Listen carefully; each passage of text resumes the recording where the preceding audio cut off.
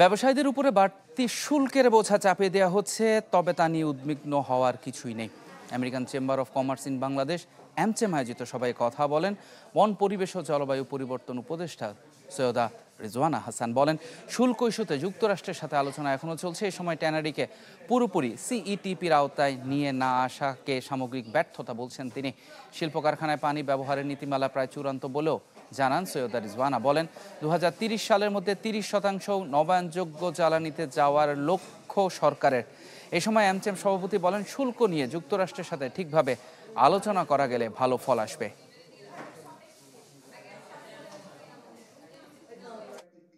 Particularly যেখানে আলোচনা চলছে, কাজে এই কথাগুলো বারবার বলে একটা উদ্বেগ তৈরি করা হচ্ছে, এরকম উদ্বেগ তৈরি করার কোনো কারণ নেই। কারণ গভর্নমেন্ট নেগোসিয়েশন করছে এবং জাতীয় স্বার্থে যা যা করার প্রয়োজন সরকার তা করবে।